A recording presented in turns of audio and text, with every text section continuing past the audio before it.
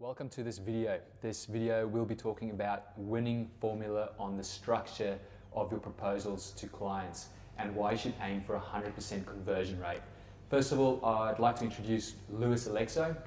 Lewis is the director of Allied Partners, Strategic Accountants.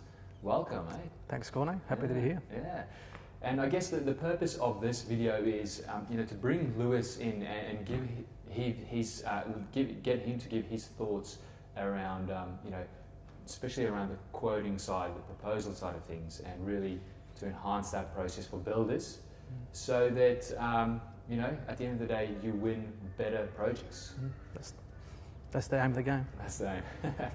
So to give you a brief run through for Lewis. So Lewis is the director of Allied Partners, Strategic Accountants. The three main core services are strategic planning, accounting and business services, taxation and tax planning, and really he's a strategic partner in business. So everyone that he partners up with, he becomes that strategic partner, that strategic advisor. Everything from the big picture down to the little details. And then really he's got a lot of building and construction industry experience. So is there anything you'd like to add so people get to know you?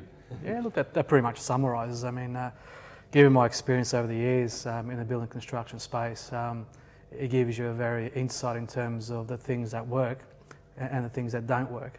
Yeah. So the things that don't work, obviously, we don't want people to do those errors again. Yeah. That's been made by other people in the past. So the objective is to focus on the things that work really well, and basically incorporate into their overall business strategic plan. Yeah. So when we talk about strategies, we're talking about effective strategies that are going to work in their business. Yeah. No, that sounds good.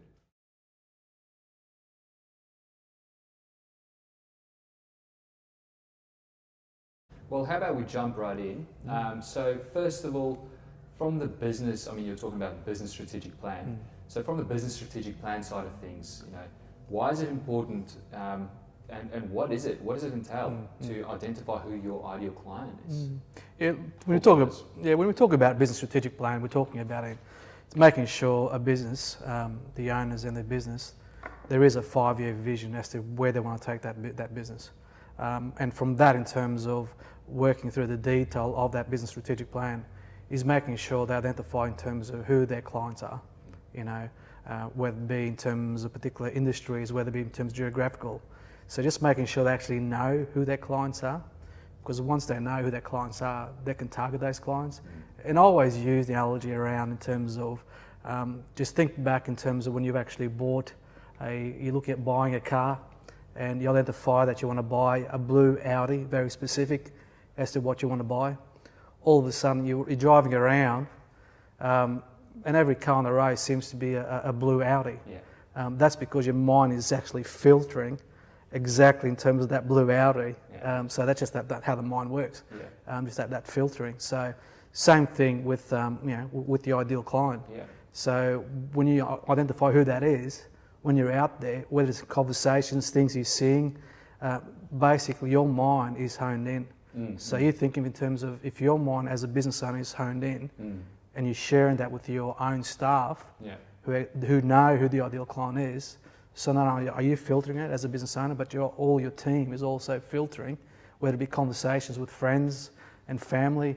So all those things that they're seeing and hearing, you're filtering those ideal clients in terms of what you're looking for. That's awesome. Yeah. I guess when it comes to marketing and so on as well, when if you don't know and you're going broad, well, you've got so many different target markets you have to cater for. Yeah. So the message won't go, it won't be as effective. Yeah. You won't go deep enough. The message won't really help people. No. And there's really no way to attract anyone because you're just trying to be too broad. But how does this really, I guess, impact builders specifically? Yeah. How do they find out what their ideal client is? Yeah.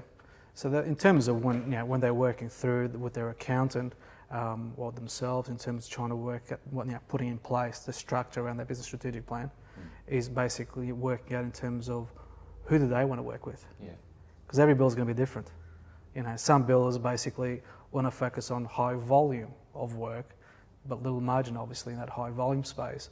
Some want to work in terms of more higher end work where they can actually have more of an input in terms of design, in terms, where it's a residential renovation, for example, where they actually want to provide input into the client in terms of how they can actually do things better and present ideas. So every build is different. It comes back to what do they want the business to look like, in terms of which obviously is moulded around in terms of the clients that they want to look after. So over the years, I've seen different, in terms of what they're focusing on, whether it's residential, whether it's commercial building, the type of clients, the geographical areas. So they're all things that, when you start painting that picture, working at those elements in terms of what that ideal client looks like is critical. And just coming back to the point you made too, in terms of, it's also things, if you focus on everybody, you're bound to get very little.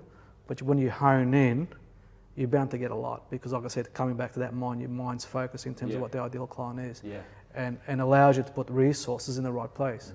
Because as you said, at the end, if you're targeting everybody, you're having to spread yourself those resources, whether it's the digital marketing, whatever the strategy is, you're having to spread all your resources in terms of all those target areas, or not target areas, just for everybody, but trying to get across to everybody. But when you actually got a specific focus, you're putting your resources into those specific areas that you want to, in terms of those ideal clients. Where do they hang out? Where do they, how can we actually tap into those clients that are in that space? And I guess, a lot of people say this, that you've got to focus, and you hear it a lot, and I think a lot of people discount the fact that it's true, but I've seen this a lot. I've seen this in our own business. I've seen it in a lot of the builder clients that we help out when they get specific, and I'm sure it's the same with you.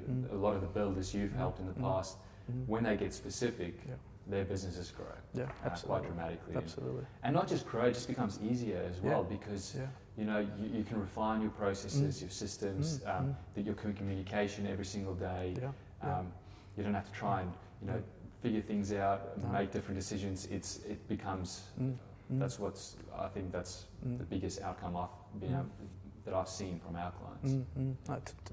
So right. I mean, at the end of the day, in terms of because they are focused on those clients, and they're building a lot of knowledge, whether they've done it before and built that knowledge, and that continual knowledge they're building in that particular industry, then they actually know what works. Just like we're actually sharing our information here with builders, sharing the things that does work with builders. Same thing when you have a specific target clients that you want to look after. You know what their needs are, you know what their challenges are, so enable us to actually be very attuned to what that is in terms of that client. Excellent.